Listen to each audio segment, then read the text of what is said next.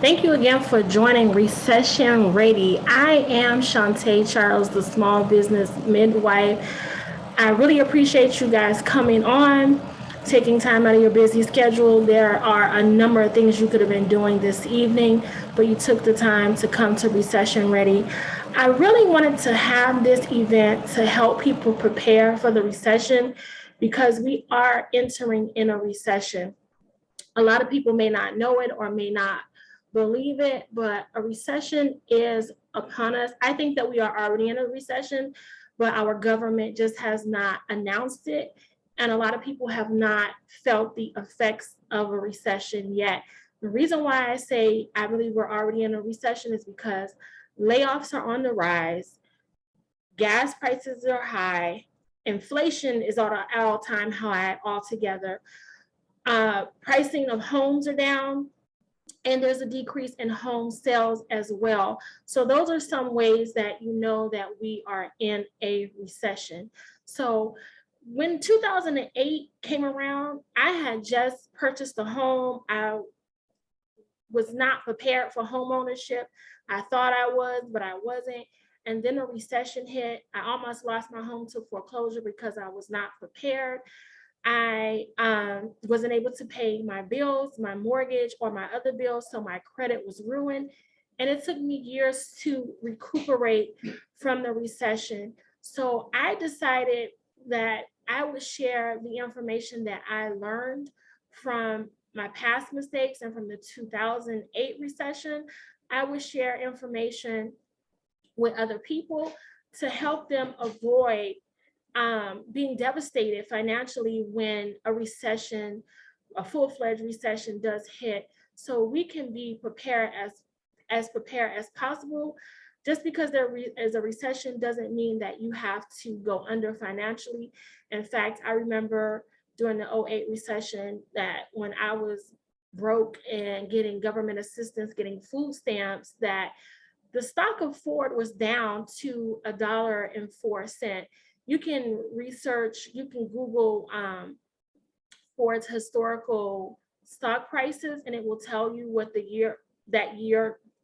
And the stock was at $1.04, but I knew that Ford would rebound. I knew because they didn't take the government bailout. They leveraged their family name because Ford has been around for hundreds of years. It is still family owned, and the family pooled their resources together, and they essentially were their own bailout. They used their family name and they leveraged their resources so that they didn't have to take the bailout, and they did not have to file bankruptcy. But some people were buying Ford stock because they knew that it would bounce back one day. I wasn't one of those people because I didn't have any money. But now, if you research Ford, Ford is way more than $1.04. They have bounced back.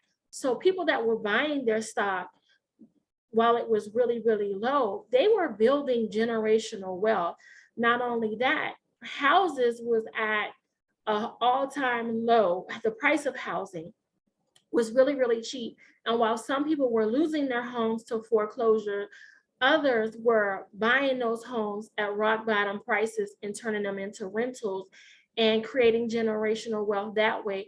So I wanted to give 6 steps on how to prepare for a recession so that people aren't devastated financially during a recession. And in fact, we don't only survive the recession, but we thrive during a recession. I believe that whatever we do in the next year to 2 years can set us up for the next 10 years, and in fact, a lifetime. It can help us change a generation, change our family name, change the trajectory of our family, and rewrite our family's history. So that's why I decided to do Recession Ready. Again, I am Shantae Charles. I am the small business midwife. I am a small business owner. I've been a successful owner for over 7 years now. I've had plenty of business ventures, but it wasn't until I started a home care business that I was able to go from $12 an hour to over 6 figures in less than 12 months. Now, that's not typical to scale a business that quickly as a one-man show, but I was able to do so. I'm an author. I'm also a personal development coach. So I help people figure out what it is that they can do to improve their lives or improve their business. I educated myself in the realm of credit repair, because when I jacked up my credit because I wasn't able to pay my bills, when I finally started making money, I didn't want to pay anyone to repair my credit because I wanted to hold on to the money that I had. So I did some research and I found out how to repair my own credit. I also teach others how to start their own businesses, particularly the home care business, but any business in general. I'm a strong believer that women should not work two jobs. And if you have to work two jobs, it should only be for a temporary basis. But working two jobs will give you a lot of stress, less time with your family. Stress makes you look old. And for those of us that are married, we don't want to end up looking like our husband's mother. We want to stay young looking and good looking and not stressed and worried. So I always recommend that you either start a business, a side hustle, or something opposed to taking on a second job. Take a second job as a last resort or only as on a temporary basis.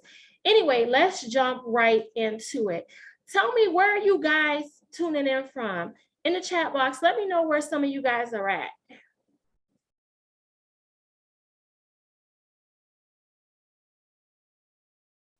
Okay, Florida.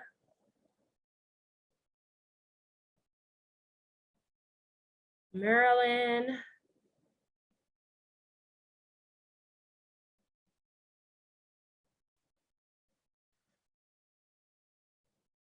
Okay, you're from Florida, but you're in Maryland, Miami.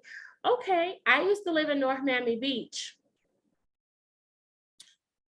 Can we get 3 people to volunteer? If you want to come on camera, please, and just share with us why you decided to come to Recession Ready.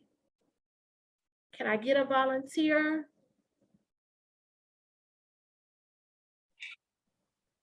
Okay, I'll go first. Okay. I'm Pebbles. Well, my aunt Mavis, she invited me to the session, but I also came. I'm actually exercising, so I'm sorry, but I'm here.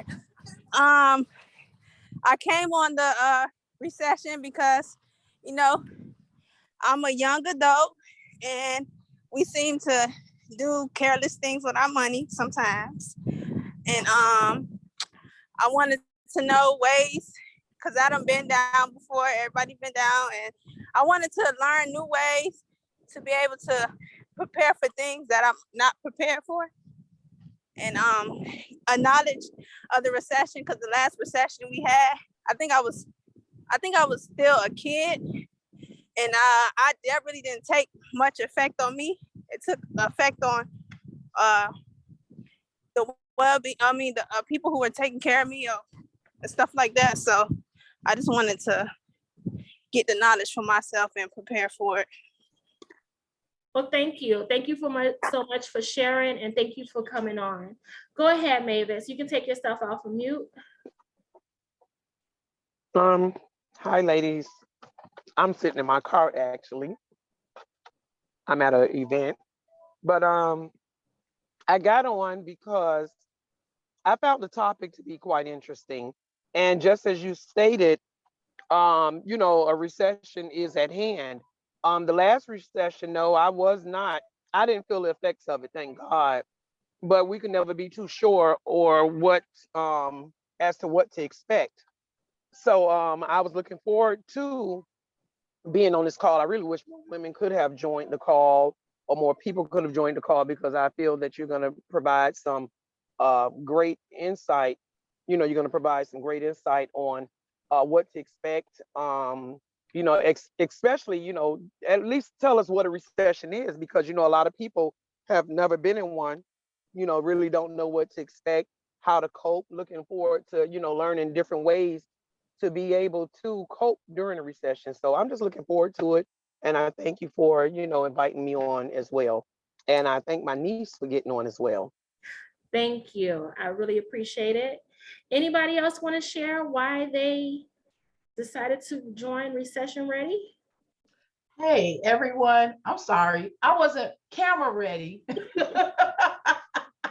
But I wanted to get in on this conversation because, like yourself, Shantae, the 2008 recession impacted me. I was unemployed, and there were so many things going on. And um, this is the type of conversation that we should be getting involved in as people of color, as women, because women, we're the ones that hold down our households.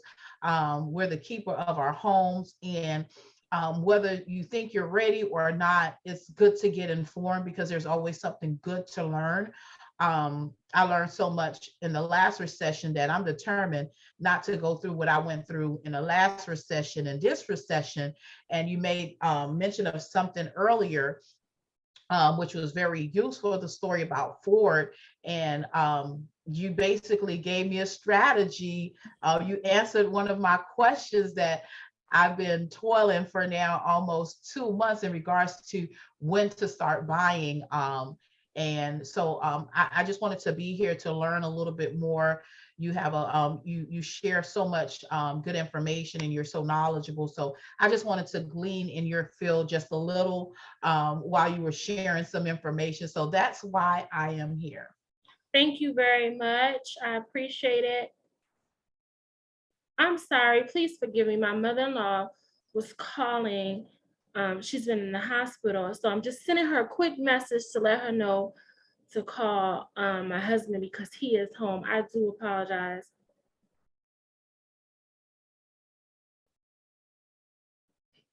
Thank you. Thank you for understanding. Thank you guys so much for sharing why you decided to come on to Recession Ready. I really appreciate it. Before I dive into the topics, I want to let you know that at the end of each topic, I'm going to leave room for question and answers. So if you have any questions, write them down. And at the end of the topic, I'll allow space for you to ask your question. So let's jump right into it. The first step you want to do is create a budget if you don't already have a budget. A budget, and if you see me looking over to the side, that's because I'm referring to my notes. I wrote down some notes because I want to make sure that I don't leave out giving you all any information. Anyway, step one is to make sure you have a budget. A budget tells you exactly where your money is going. We should be able to account for every dollar that we have. We should be able to know exactly where every dollar went. So a budget is your baseline for financial stability. So we should have a budget. Your budget should include every expense that you have. Do you know how much it costs to be you? We should all know how much it costs to be us. If you don't know how much it costs to be you, creating a budget will tell you exactly how much it costs to be you monthly and yearly. When you create a budget and you figure out how much it costs to be you, you'll know whether or not you're in a deficit, whether or not you're in the red, whether or not you make enough money. If you create your budget and you find that you need to use your credit card to pay a bill, say your light bill, your water bill, whatever the case may be, and at the end of the month before your credit card billing cycle, if you're not able to pay that credit card in full, that means that you're in the red. You're in the red. You're not generating enough income, or you're not allocating your money into the right areas. And you may need to cut back in some areas in order to meet your basic needs without having to use your credit card to be able to pay those bills, if you understand what I'm saying.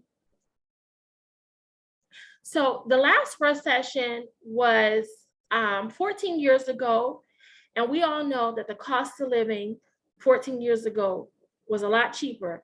Hell, the cost of living was cheaper even 2 years ago, before the pandemic blew through here. Let me ask you something, and this is a rhetorical question. Are you a renter or are you a homeowner? If you're a renter, are you prepared if your landlord increases your rent? I know plenty of us, we have probably heard on the news or seen it, or we may even know someone personally whose rent has gone up a substantial amount. I know a lot of people that live in Florida. I still have family that live in Florida. And when I hear stories of people saying that their rent has increased by $500 at one point, I'm like, whoa, that's a lot of money. Are you prepared if your landlord increases your rent by whatever dollar amount? Are you prepared if you need to move because your rent is no longer going to be affordable? So when you create your budget, you want to add that in, and you want to create a line item for every expense that you have in order to know exactly where your money is going to, in order to allocate money to savings, allocate money to emergency, allocate money if you need to move.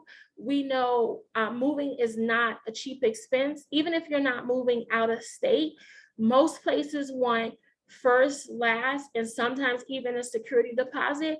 And if you're moving out of one place, you may be entitled to your security deposit back, but oftentimes you may have to wait at least 30 days to get your security deposit back. So the cost of moving can be financially taxing. So you want to be prepared if you have to move to a cheaper place. When I first started budgeting, I created a spreadsheet that would allow me to track every dollar that I spent. In fact, I am going to pull it up for you guys to show you guys, and I'm going to put a link to it in the comments so you can have it for free. Give me 1 second. Ooh, it's not going to let me minimize. Sorry. Give me a second, you guys. I'm going to pull up the spreadsheet and I'm going to show you exactly how it works. Sorry, one moment.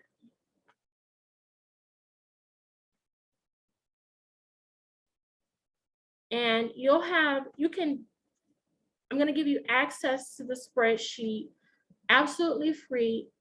All you have to do is have a Google account, which if you have a Gmail account, email, then you have a Google account. You'll just need that in order to be able to access the link.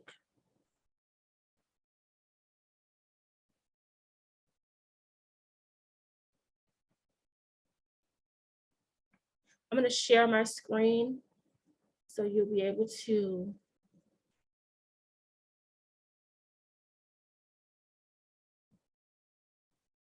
okay, so this is a spreadsheet that I created, I don't know how many years ago, probably 10 or so years ago, at least 9.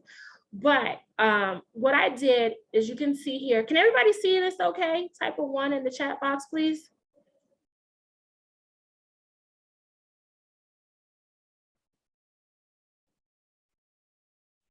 All right, thank you. So what I did is I created a column for basically everything I could think of.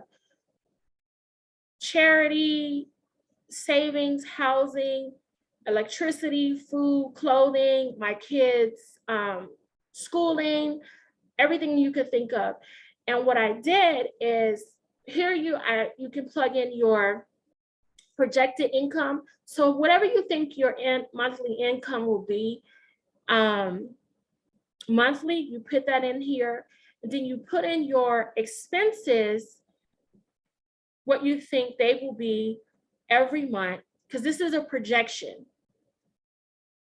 So you put those in, And then at the bottom, it will calculate what your total monthly expenses are. And then it will calculate how much you have left over after your monthly expenses are paid out. So that's the projection. And then I broke it down a little bit further to go month to month. And this goes from January to December for the entire year. So for instance, housing, you can put in the amount each month. And when you get over, sorry, the screen is, it will show you how much you spent for the entire year. And then it will show you, the average you spent per month. And that's for the entire year. And that's for each category. And then, not only just for each category, it will give it to you for each month as well. I hope you guys understand what I mean. Type a 1 if you understand what I'm saying.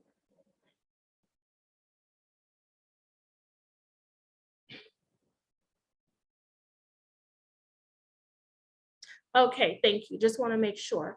So I'm gonna stop sharing my screen. I am going to put the link to that in the chat box so you can access that. Now, those numbers, you can change them to your numbers and it'll automatically do the calculation for you. You don't have to worry about it. You can save it, you can download it, you can open it. You guys know how Google Sheets work or anything with Google works. You can put in the numbers for your information and it will calculate it for you. Now, I also use, I don't use that anymore. Now I use an app called Simplify by Quicken. I love Simplify because it's low cost. It's like $3.99 per month, or you can pay for it for the entire year and it's less than $50. But what I love about Simplify is it allows you to connect all of your bank accounts and all of your investment accounts, to it.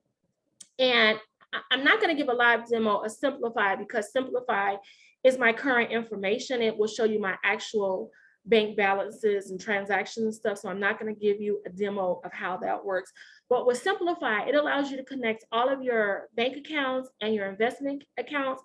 It tracks all of your transactions when you use your debit card or something comes out of your account. It tracks all of it. It puts it into categories. It categorizes it.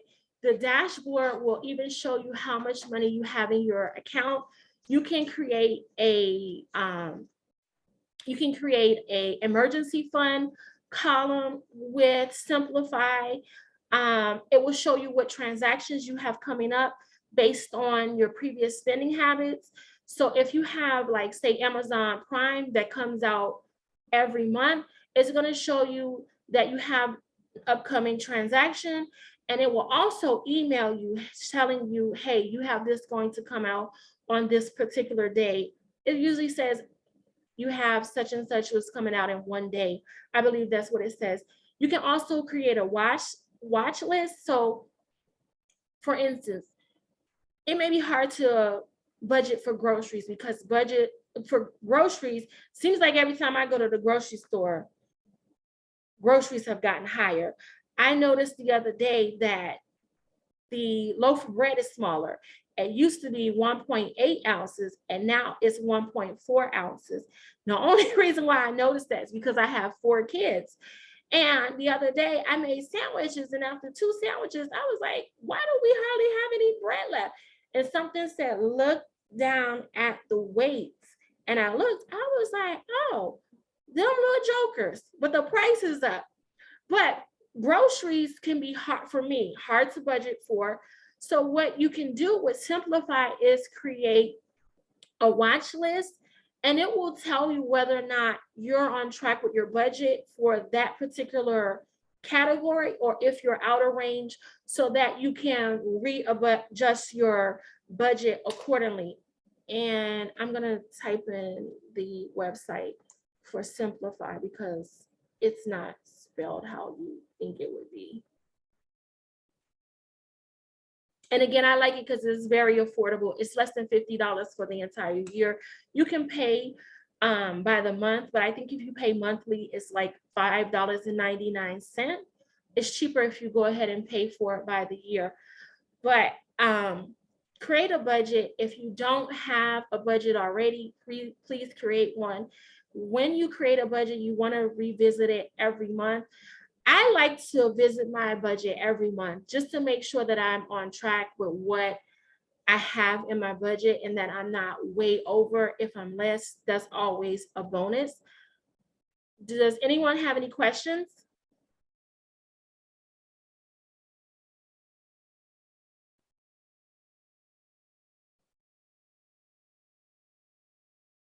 All right, on to step two. Step two is creating an emergency fund.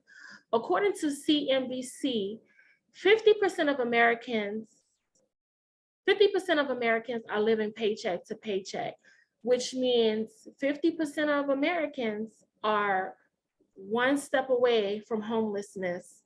It's sad, but unfortunately it's true. I believe it's probably even higher since the pandemic. I've read some numbers as high as 72% of Americans are living paycheck to paycheck.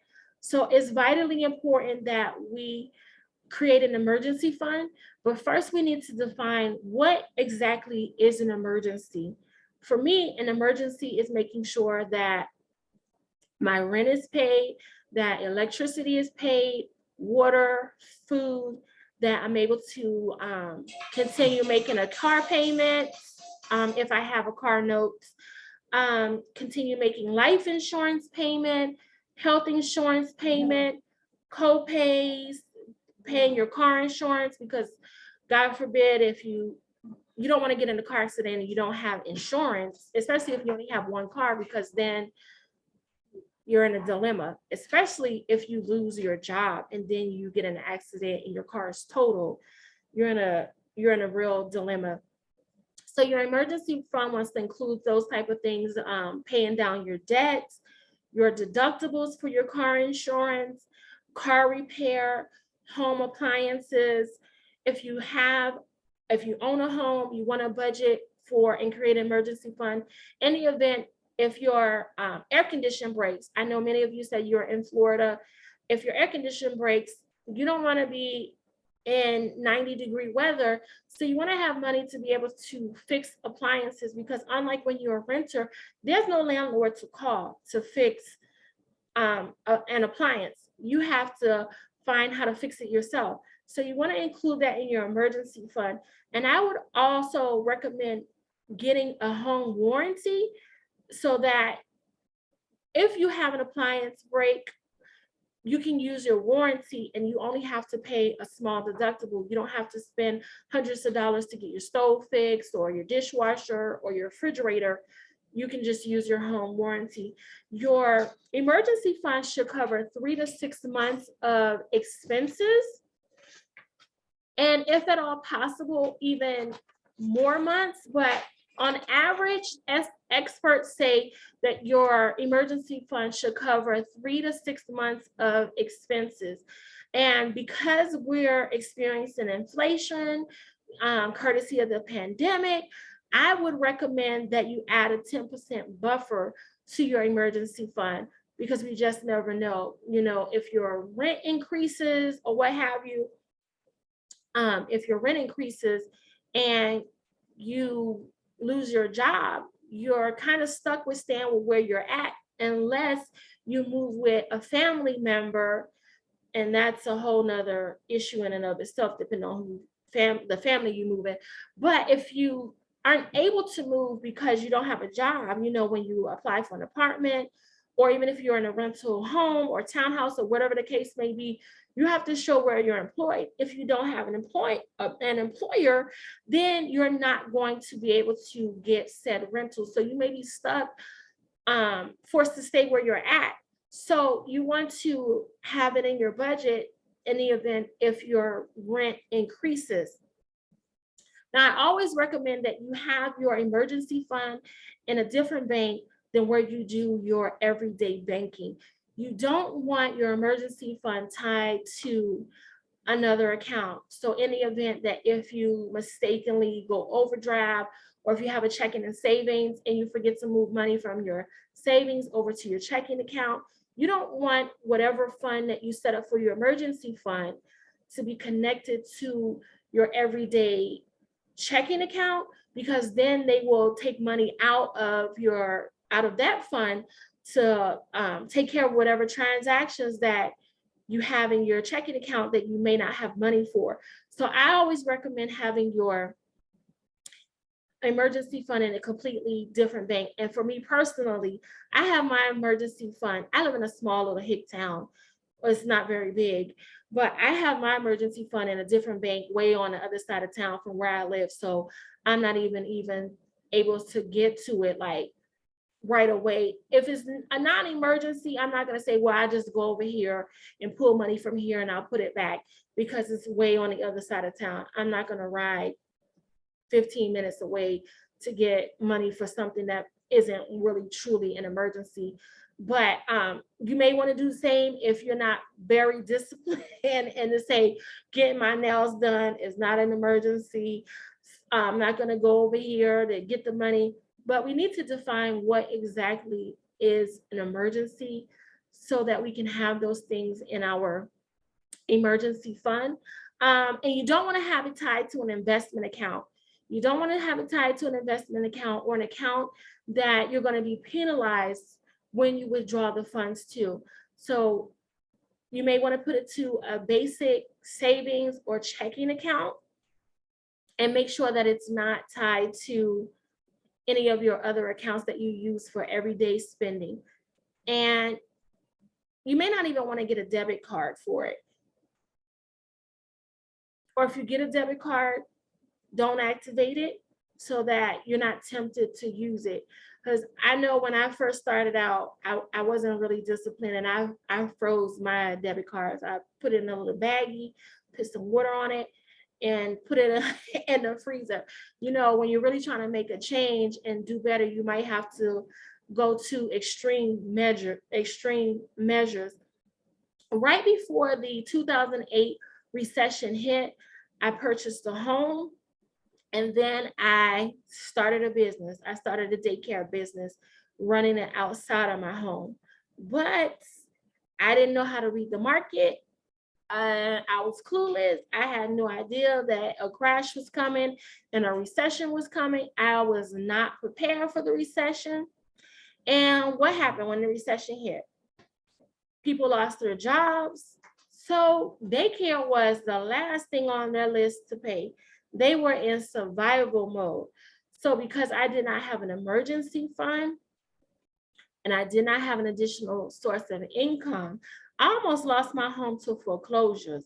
The only reason I didn't lose my home to foreclosure is because I lived in the great state of Florida, and foreclosure court was so backed up that they kept changing the date.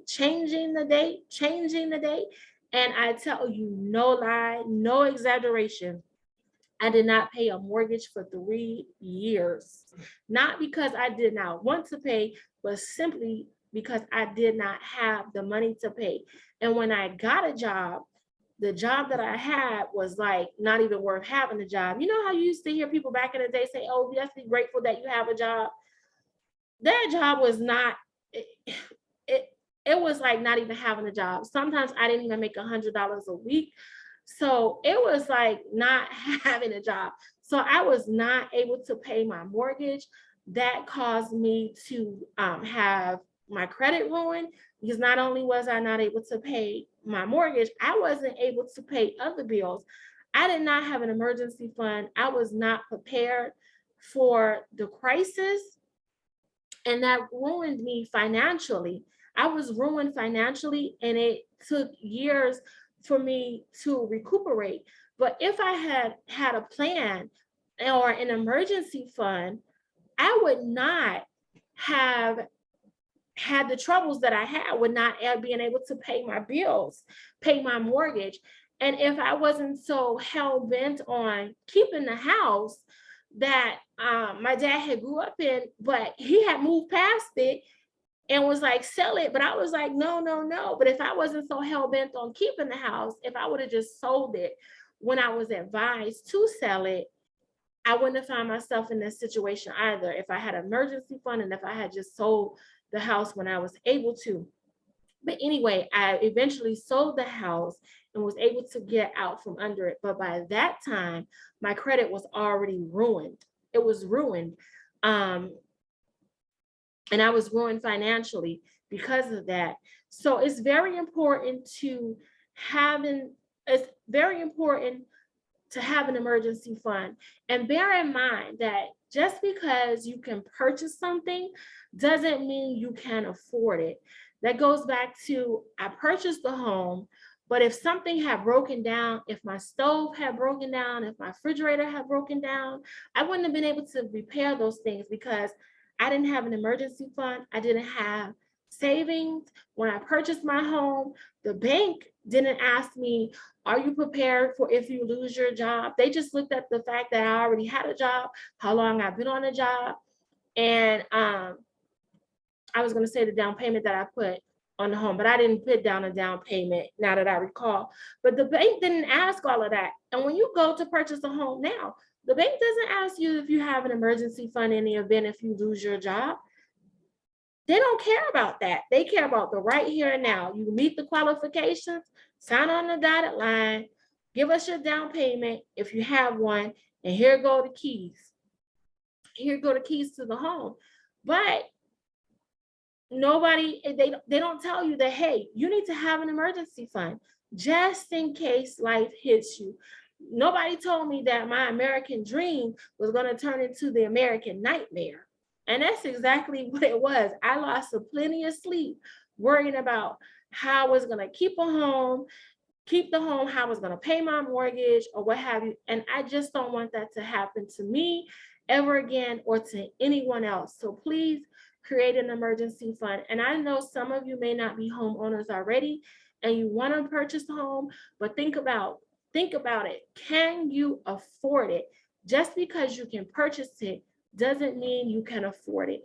It's like if you go out and buy a BMW. You go out and buy a BMW. Well, in order to, you can buy the BMW, you can make the payment on it, but can you afford the maintenance? Maintenance on a BMW is way more expensive than maintenance on a Kia. So just bear in mind when you purchase a home, if you are in the plans of purchasing a home, or if you already own a home and you don't have an emergency fund, please create one so that you don't find yourself in the same situation. And if you get to the point where you have to sell your home, that it's better for you financially to sell your home before it gets to the point of where you're going to have to do a short sale and you're forced into foreclosure. Sell at a time where you can get the most money that you can get and possibly come out with some money in your pocket. Does anybody have any questions in regards to that?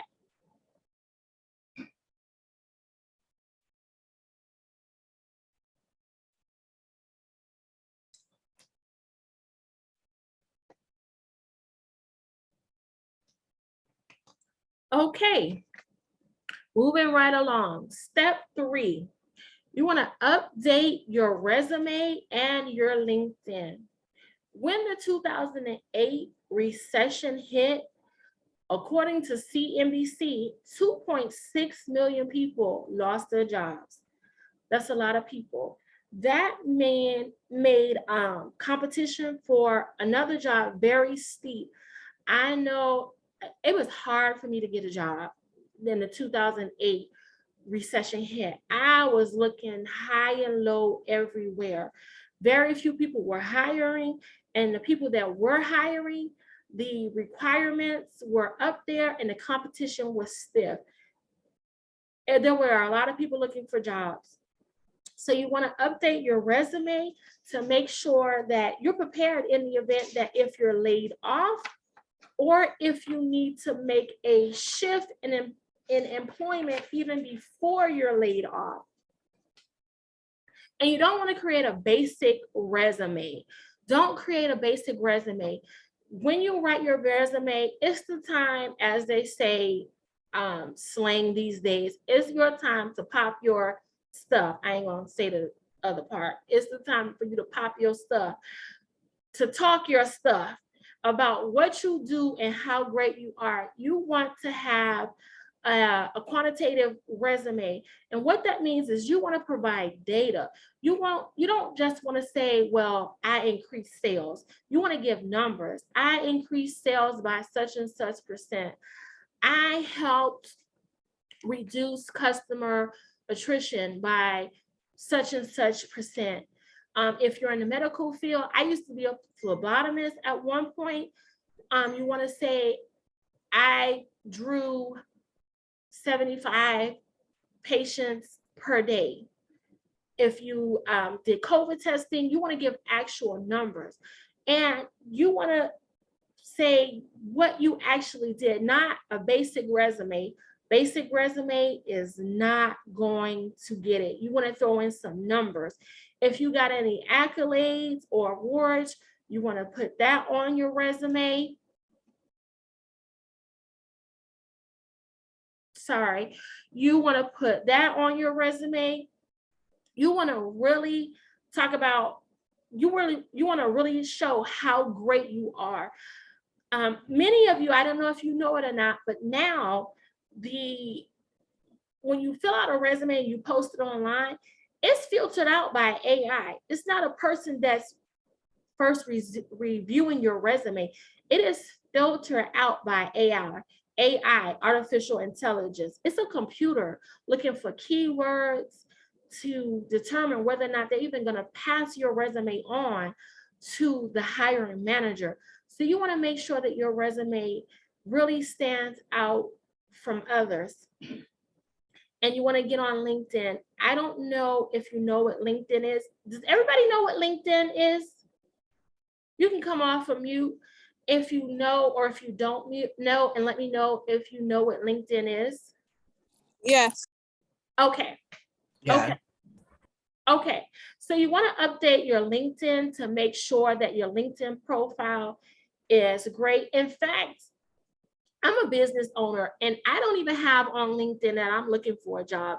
And people contact me on LinkedIn on a regular basis based on the information that they see on my LinkedIn profile, letting me know that they're hiring. So even before you get laid off, you may be contacted by a company that may be offering you something better than what you're offered with your current company. Also on LinkedIn, you want to connect with people that are in the industry that you want to work in. You want to make some great connections on LinkedIn. And lastly, as far as your resume, you want to clean up your social media. As a small business owner, when I'm looking to hire people, when people come into the interview, after I interview them, the first thing I do is look on their Facebook, their Instagram, their social media. If they have a whole bunch of ratchet stuff, all I see is fight videos. I see videos of them arguing with the husband, their cousin, or with anybody. There's immediately a no. I don't even call those people back because, okay, all you have is fight videos. If I have a conflict with you, are you going to be waiting for me in the parking lot? Are we going to get in a little tussle if I have to fire you? A lot of people check your social media these days before they even call you for an interview. I know I have a great friend who was applying for a new position because her job, the company she worked for was acquired by another company. And during the interview process, the hiring manager said to her that, oh, I see that you're a life coach, and ran down a whole bunch of information about her. And she was like, oh, okay, how did they find this out? But clean up your social media so that you have a good presence and that people don't automatically get turned off by you from your social media. The other thing you want to do is to research some recession-proof, recession-resistant, excuse me, I don't like the word recession-proof because nothing is 100% guaranteed. Recession-resistant industries. And what I mean by recession-resistant is that industries that are more likely to withstand a recession than other industries. Like a lot of industries during a recession will close down and they just won't ever bounce back. But some industries that are recession resistant are medical, doctors, RNs, physician assistants, medical techs. They have a little bit more job security during the recession because we're always going to need medical care. Now, so if you're in a job, working a job that's currently in the medical field, you may want to transition over into that area if you're working at somewhere like cosmetic surgery clinic, working for cosmetic doctor or orthodontist or dentist. Even though those are medical related, they tend to take a hit during a recession because people are less worried about how little Johnny's teeth look opposed to making sure little Johnny is fed. We'll get back to fixing your teeth, Johnny, after we're back on track. But right now, the concentration is making sure we keep a roof over your head, Johnny, and you eat every day. You're gonna have to deal with them butt teeth for now, but we'll fix them once we get back on track financially. So you'll want to shift to a industry that is recession resistant. Senior care, I love senior care. I'm in the senior care business. A senior care is recession resistant because people get older. People get older every day. In fact, by the year 2030, which is less than 10 years from now, we'll have 72 million seniors here in America. And we know that as people age, they're going to need help with everyday living. Sometimes they need help with getting dressed, getting their meals. Not everyone, but a lot of people, as they get older, they will need help with activities of daily living. So senior care is always going to be in need. And in fact, the government will help seniors remain independent and in their home and out of the nursing home. Or if they have to go to the nursing home, the government will pay for that as well if they are low income. So senior care is recession resistant. Also, IT. We know we live in the day of technology. Everything is technology driven. So that's recession resistant data, excuse me, data. Sorry, I keep wanting to say data. Data analytics, web designers, and software developers will always be in need. And here's the thing, you don't need a degree to get an entry-level job in the IT industry. In fact, you can get a certification and still make great money with just having a certification in the IT industry.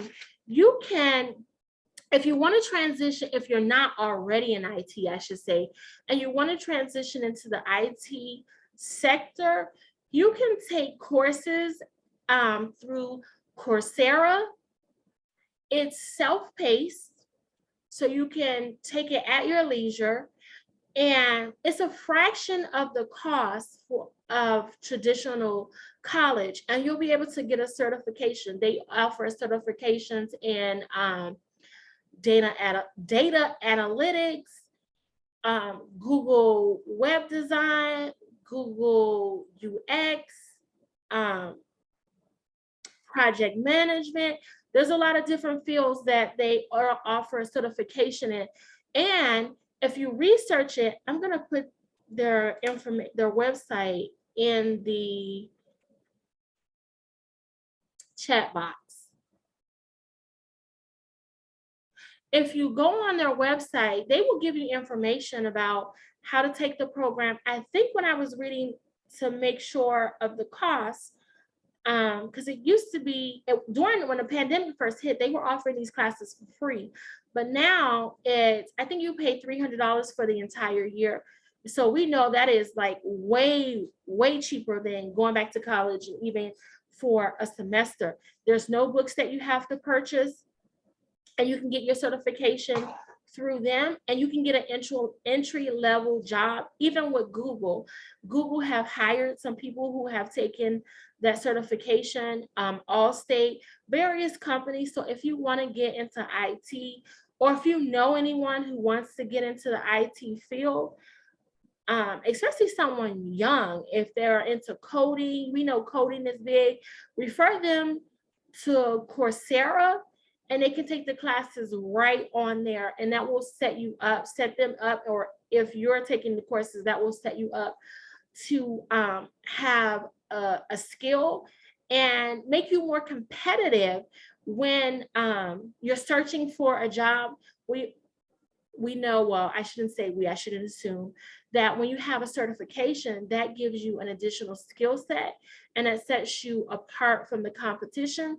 So you're more likely to get the job over someone else. And when researching what kind of job you can get, if you feel like you're going to need to shift in a different direction than what you already do, look for a job, research. Okay, no problem, Mavis. Thank you. Research what you can do that can't be replaced by AI. What can you do that can't be replaced by AI? I used to do customer service back in the day. And we all know that now when you call most companies, it's robotic. First, they want to start you off with a bot to ask you questions to see if the bot can give you answers. That's AI. Or the job has been outsourced to the Philippines or some other country where the people speak great English and you can clearly understand what they're telling you. So you want to do some research to find out what job can't be outsourced or replaced by AI. If your job offers free training for certain certifications, you want to take them up on that. You may have never felt a desire to go back to school, do a certification, but go ahead and take them up on their free offer.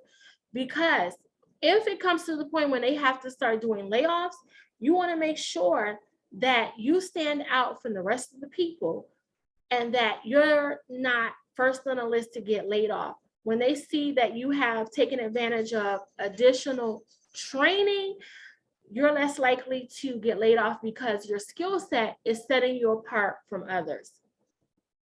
Does anybody have any questions? Does anybody have any comments?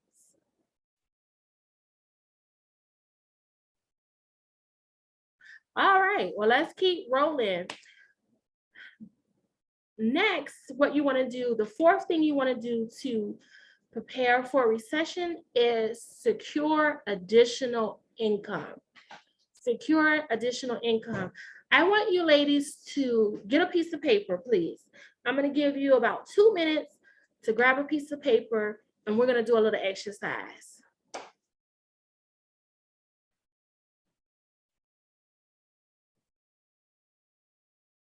And this is pertaining to creating additional income.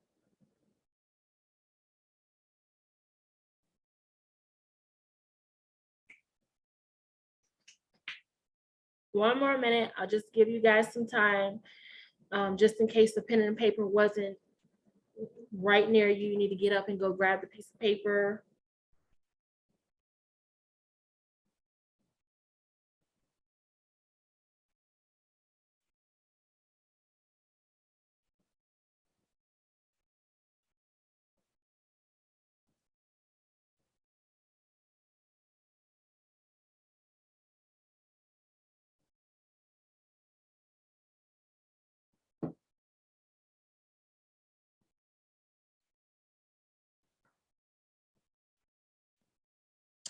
Do you guys have a pen and paper? We're gonna do a little exercise.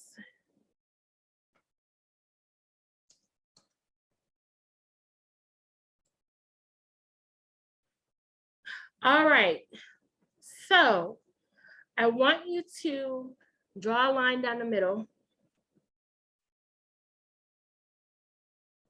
Okay, now in one column, on one side, I want you to write down everything that you're good at. On the other side, write down everything that you're great at. I'll give you a couple of minutes to do that. On one side of the paper, everything that you're good at. The other side of the paper, everything that you're great at.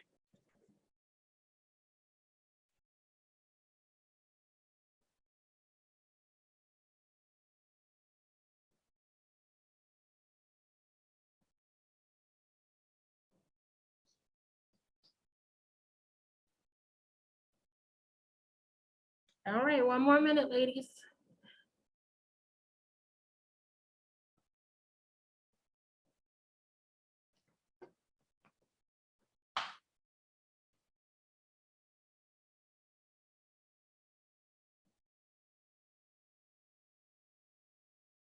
Okay, now I want you to put a star next to what you think people will be willing to pay you for.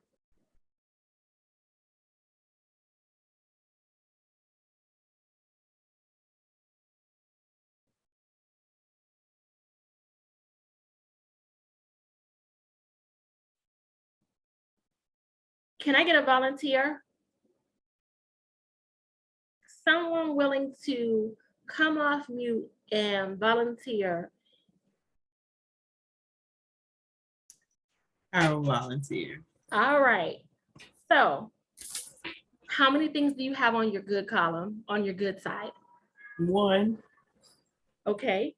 How many things do you have on your great side? 2, Okay. Where did you mark the star at for what people will be willing to pay you for? on all of them. Okay.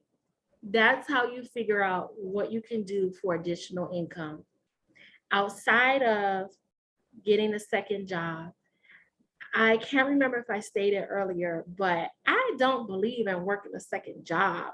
Right now, all of us on here are ladies. We don't want to get a second job, ladies. We don't want to be looking tired and old. We want to still be cute and fine. And second job will have you tired and stressed. Second job is temporary. So whatever you mark the star next to, that's against your religion, Amelia. I know that's right. So whatever you mark the star next to is what you do for additional income. Even if you don't want to start a full-fledged business, do it as a side hustle. Is this something that you're already doing for free? Well, we're no longer going to do it for free. We're going to get that paper, dinero. Well, the euro is higher than a dollar right now, but you know what I mean. That's Skrilla. We're all urban. We're all women of color. I shouldn't say we're all urban because some of us might be from the suburbs. We want to get that cheddar, that Skrilla, that dinero. We want to get that cash. So we are no longer doing things for free. They have to pay us for it and get outside of just targeting family and friends. That's where the power of social media come in. Some of the ladies on here tonight, I had never met before. You know where I've met them? We connected on social media. Social media. I don't have anyone from my family on here. In fact, no one that actually even lives here in North Dakota. But it's people from all over and some that I met on social media. So harness the power of social media to create your side hustle or create a business to get additional income. And Dana, and I want to challenge you to dig deep into what are you good at? What are you great at? Write down, what is it that, come back off, put your camera back on. I want to see you. Let me see you, girlfriend. Think about it. How long have you been at your job? 19 years. Okay. So you are good and definitely great at more than one thing. You know how I know? Because if you weren't, they would have showed you the door years ago. They would have like, oh no, Data got to go. So you are good and great at more than 3 things. So I want to challenge you to dig deep and think about what it is that you do at your current job. Are you replaceable? When you say you are only good at, I think you said one thing, great at 2, that means you're easily replaceable. Do you feel like you're easily replaceable? No, I think what I did was like extracurricular, like outside of my position. Oh, okay. So, all right. Okay. But I Okay. want you all to think about, what is it that you do in your current job? What is it that you do that you can use that to turn into a side hustle or a business? If you are in HR, you cipher through resumes, you hire people. One thing you can do is become a career coach. You can review resumes, you can rewrite resumes so that people can get a better job. If you work in HR and you currently cipher through resumes, you do the hiring process, you know what AI is looking for. You know what most companies are looking for. You know how to, you know a great resume when you get one. You know what resumes aren't even going to make it past the first date. So that's a job that's a side hustle or a business that you can create to get additional income. The great thing about creating your own additional income outside of a job is that you create when you work, where you work, and how you work. Nobody is in control of that. You are the head honcho. Does anybody have any questions? Anybody have any comments? I have a quick comment Sure. that you talked about resume. The last bullet, updating your resume. I actually updated mine yesterday Oh, great. because there's a promotion that I'm looking for. I work for the government for U.S. Department of Agriculture, and I noticed that it is difficult to talk about me. So I had a couple of colleagues assist me with my resume, and that my resume from when I started with USDA 19 years ago, I don't need the last 11 years because I only need the 8 years that I've been working in DC for this next position. So in the beginning, I had 19 years of experience on my resume, and my cousin said it looked like trash. So, but one of my cousins even helped me as well to just line up the bullets that they're asking for, what they're looking for, and see what have I done, even though it's for a totally different agency. But I have done drafted presentations and gave presentations. It's just not for what they're asking, but I have the skills to do it. So I had to just rethink how to do my resume. So I just wanted to say that. Great. I am excited for you, and I pray that you get the promotion, that you get it. Thank you. You're welcome. Another source where you can create additional income is on Upwork. Upwork.com. I'm going to put that in the comments as well.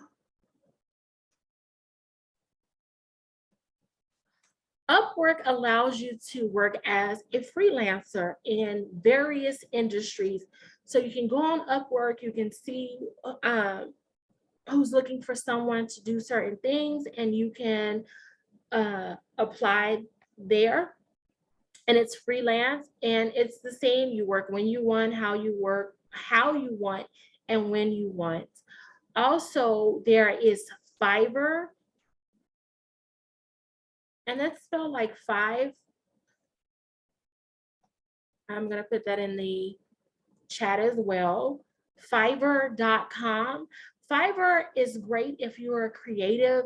You're able to make graphics there for people. Sometimes if you follow me on social media, you see me post graphics and things. I've got them off of Fiverr. I've paid people for them. So you can go on Fiverr and do freelance work there.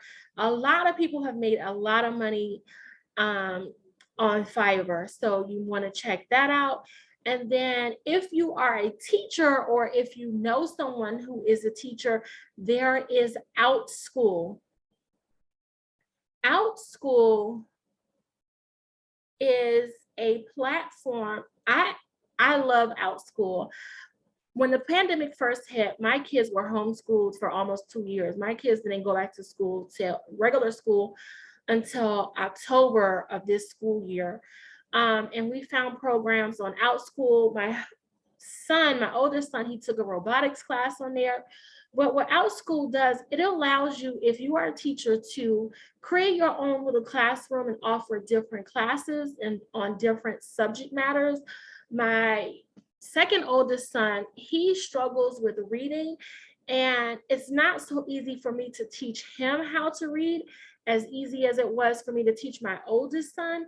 So I know that I needed some help. So I went on OutSchool, and he does a live class via Zoom 3 times a week on OutSchool, and we paid $35 a week.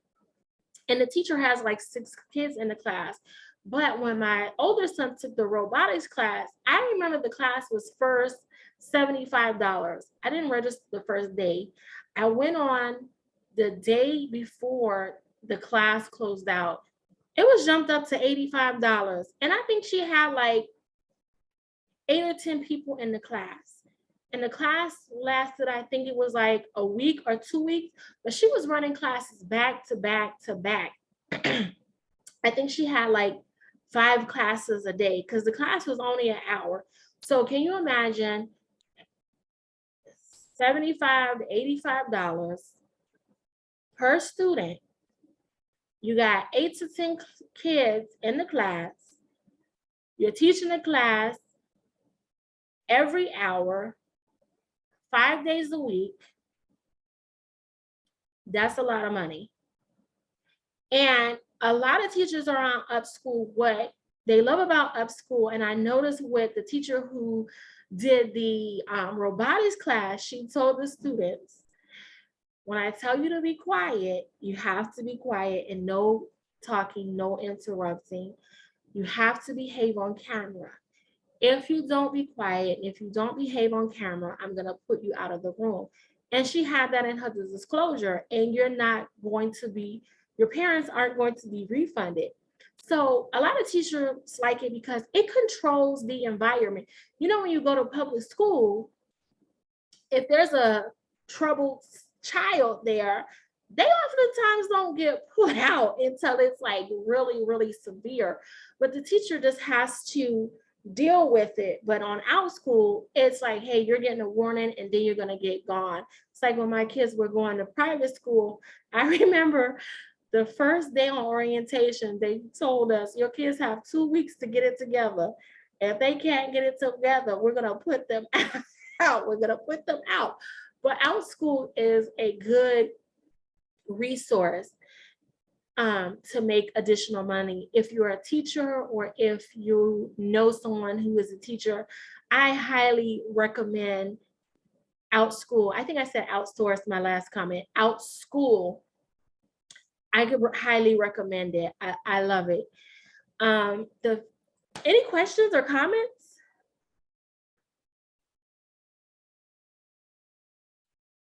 No questions, no comments? Okay, step number 5. The next thing we want to do to prepare for the recession is pay down our debt. The less bills you have outstanding, the more money you have to allocate towards your emergency fund, and it's less bills that you have to worry about paying if you get in a crunch, if you lose your job. And sometimes, let me back up a little bit. I know during the 2008 recession, a lot of people lost their jobs and some people did not lose their job. But even though some people did not lose their job, they may have still been affected financially, because I remember some jobs people were furloughed, which means that it was mandatory that they took a certain amount of days off per month, and those days were without pay. So they were affected financially because of that. Or if you're one of those people, I know back in the day when I worked customer service at American Express, I worked overtime all the time. I was in my 20s, y'all. I didn't know any better. I didn't know anything about a side hustle and all that kind of stuff. I was just trying to get money and getting money in the wrong way. But anyway, I worked a lot of overtime. So if you work a job that currently has endless flow of overtime, you get you create your lifestyle around that money that you bring in from working overtime. So if your job takes that away, then you have to readjust your lifestyle. So you may not be laid off, but you may be affected financially in other areas because of changes in your job and how you're getting paid. I know for union workers in the auto industry, when the 2008 recession hit, they had to renegotiate their contract, and they renegotiated to take less pay in order to keep the plants from going overseas, where I'm sure most of us know that people that work overseas work for way less than we work for here in America. So people may be affected in that area. So we want to pay down our debt. So even if you don't get laid off, you maybe have some days furloughed, or your overtime may be cut, or even your hours may be cut. But if you pay down your debt, that means you have less bills to worry about. If you pay off your credit card, you don't have to worry about, oh goodness, I'm not going to be able to make my credit card payment this month, and now my credit's going to get bad because I wasn't able to make my payment on time. So pay off your debt. The other good thing about paying down your debt is that when prices go rock bottom, you'll have money to scoop up things. You'll be able to scoop up stock. You'll be able to scoop up properties at a discount, at a discounted rate, and be able to, if you want to upgrade to a better home than what you're in now, or a larger home, you'll be able to do that. You'll be able to buy property and turn them into rentals and create generational wealth. So you want to pay down your debt so that you'll have more money, so that when opportunity presents itself, you'll be able to take advantage of those opportunities.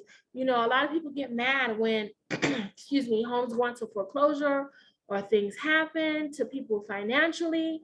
But unfortunately, I don't mean to sound mean, but that's the way the world works. If you can't pay your bills or your mortgage, they're going to put you out, and they're going to sell that house to someone else who can afford it. And someone else is going to come along and scoop up that property, and either move in it or rent it out to someone else, even if it means renting it out to someone on Section 8. A lot of people don't like Section 8. They say Section 8 people tear up your property and this and that. But Section 8 is guaranteed. Section 8 is guaranteed income every month. And everybody on Section 8 is not going to tear up your property. But that's a side note, and that's a whole nother webinar. I won't get into that. But pay down your debt. The sixth step that you want to do, I'm sorry, does anybody have any questions or comments?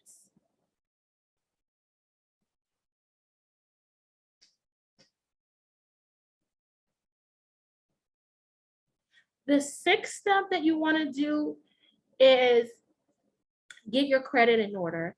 If you don't already have your credit in order, if you have bad credit or questionable credit, fix your credit. Because if you want to buy a home when prices go down to a price that you can afford, you want to be able to buy that home. Or if you, for some reason, need to purchase a new car or want to purchase a new car, you want to be able to purchase a new car. During the 2008 recession, banks became stricter on who they would loan money to. The guidelines were tighter. So you needed better credit than you did before the recession hit. So you want to repair your credit. And if you have bad credit or questionable credit, you don't have to pay someone to fix your credit. You can repair your credit on your own. You can do it on your own. The same amount of time that it's going to take you, that it's going to take a company or someone that you pay to repair your credit, it's going to take you the same amount of time. It does take time and effort. Listen, if you have bad credit, it didn't happen overnight. So you're not going to get an 800 credit score overnight. And if you go to someone to fix your credit and they're telling you, oh, I'm going to fix your credit, and in 30 days you're going to have good credit, run and don't give them your money. They are absolutely lying to you. There's no way possible they're going to do that unless they have a connection at the credit bureaus, and then they're going to end up in jail for fraud. But don't believe it. You can fix your own credit, which is what I did after I got a job and was beginning to make more money. I did some research and I learned how to fix my own credit. One of the things I found out about credit is that medical bills is one of the easiest things that you can get removed from your credit, because when you use the HIPAA law, because when you have a medical bill and it goes over to collection agency, the collection agency doesn't have legal access to your medical records. So the easiest way to get a medical collection off of your credit report is by sending that collection agency a letter telling them that you want a copy of when you saw, what doctor you saw, what day you saw them, and what procedures were done, what procedures were provided to you. But legally, they cannot provide you with that information because you didn't give them access to your medical records. So because of the HIPAA law, they're not allowed to have access to your medical records. And if for some reason the clinic or the doctor's office or the hospital provides them with that information, you're legally entitled to sue the collection agency as well as the facility that provided them with your information. Because by law, you're entitled to privacy of your medical records. No one is allowed to know what disease you may or may not have. So that's one of the best ways to get a medical collection debt off of your credit report if it has been turned over to a collection agency. Now they've passed the law that any debt that's medical related that is $500 or less cannot be reported on your credit report. But some people may have medical bills that are way more than $500. I know here where I live, when I had my first son, for whatever reason, the hospital did not bill the insurance agency. I did not find out until I had my fourth son, my third son. My third son and my first son are 4 years apart. The only reason I found out that they didn't bill my insurance company for the birth of my first son and that I was in collections is because when I had my third child, I called the hospital back. I gave them the information of when my son was born, his name and information, and told them that I already called my insurance agency, my insurance company. I told them that my son was born. I gave them his name, his birth date, and information, so you can go ahead and bill them. Well, I got a bill in the mail for over $17,000. And I said to my husband, well, what kind of insurance is this that Virgo is providing to you? That was the name of the company he worked for. I was like, well, if they pay 80%, what kind of insurance is this?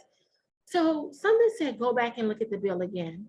So the next day, I read the bill again, and I noticed that they never billed the insurance. I called the hospital billing department. I said, hey, I called the nurse and gave her the information that she needed to bill my insurance company. Why didn't you guys bill them? Oh, we'll correct it. We'll go ahead and bill them. But by the way, you owe such and such amount of money from such and such date. I said, wait a minute. I had insurance then. That was the birth of my first child. I had insurance then. But well, they didn't bill them. I said, well, that's not my problem. Oh, and we have you in collections. And I'm like, oh, Lord. So she's like, well, I'm going to go back and see if we can bill them now. Make a long story short, the insurance company was like, too late. We're not paying it. And we no longer even had that company as insurance. So of course they weren't going to pay for a bill from 4 years ago because the provider didn't bill them. So I was like, I'm not paying you guys. I don't care how long you put it to collections, I'm not paying you. And I was confident in not paying them because I knew, for one, they weren't going to sue me. Because if they sued me, I have proof that I had insurance back then and that they didn't bill the insurance.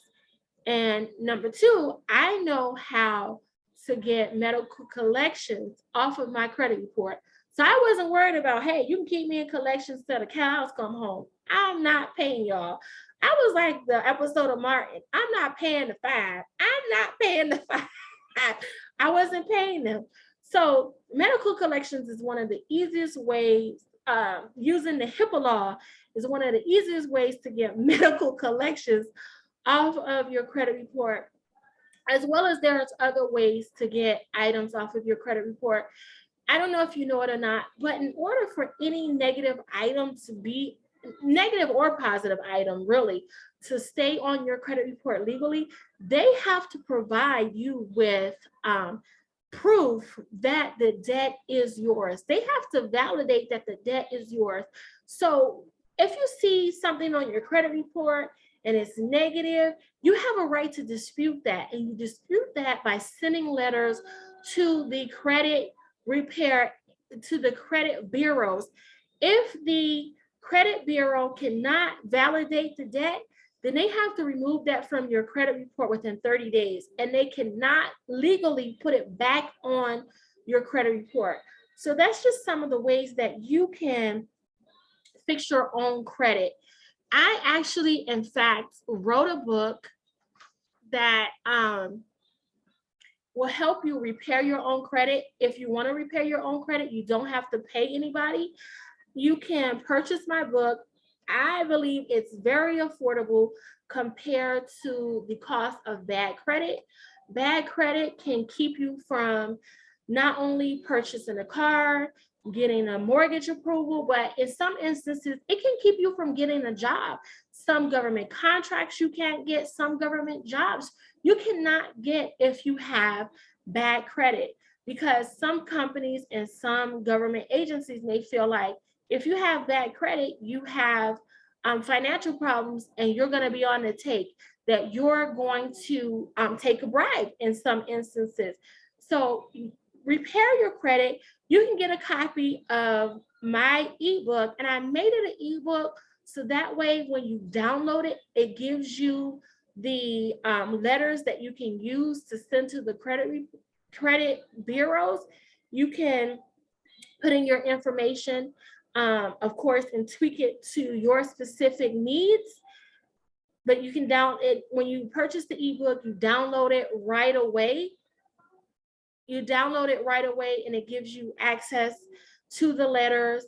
It gives you access to the letter to send to medical collections. If you're have a medical bill that is in collections, there's a letter that you can send out to those collection agencies.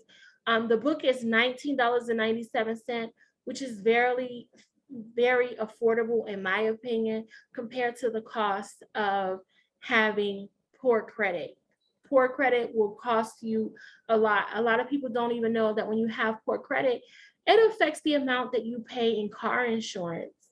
It even can affect whether or not you can get health, life insurance. And that brings me to my bonus point when for preparing for a recession. Please, please, please get life insurance outside of your job. And this is for whether there's a recession or not a recession. Always have insurance outside of your job, because in the event, if you lose your job, you quit your job, or whatever the case may be, when your job goes away, your life insurance that you have with that job goes away as well. So you want to have life insurance outside of your job. You can go to Xander.com. They are an insurance broker and they will shop an insurance policy for you. You can tell them how much of an insurance policy you want. $200,000, $500,000, $35,000, but get insurance outside of your job. So in the event that if you lose your job, you already have insurance. It's always a great idea to have additional insurance when you're healthy and you don't have any health problems, because in the event that if you become ill, God forbid, if you get cancer or some other life-threatening disease, you will become uninsurable. With your job, most of the time your job, they don't check whether or not you have a disease or some health problems or pre-existing conditions. They automatically just give you insurance for however many times your annual salary. But with insurance outside of your job, they're going to check for if you have any diseases or any pre-existing conditions. So while you're healthy, get additional insurance. So in the event that something happens to you, if you become uninsurable, you already have insurance and you don't have to worry about that. The last thing you want to worry about if you're fighting a sickness, cancer, breast cancer, or whatever the case may be, the last thing you want to worry about is insurance. So get insurance outside of your job in addition to insurance that you may have on your job. That brings us to the end of Recession Ready. I thank you guys again for joining me. Please follow me on all social media at The Small Business Midwife, or you can follow me on my Facebook personal page as Shantae Charles, but I'm also known as The Small Business Midwife on Facebook as well. Please follow me there, IG, TikTok, wherever you have social media platforms, I can be found at The Small Business Midwife. If you want to work with me directly one-on-one, you can do so. Let me put in the link to my calendar.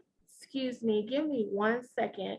I'm going to put in the link to my calendar, and you can book a one-on-one strategy session with me there.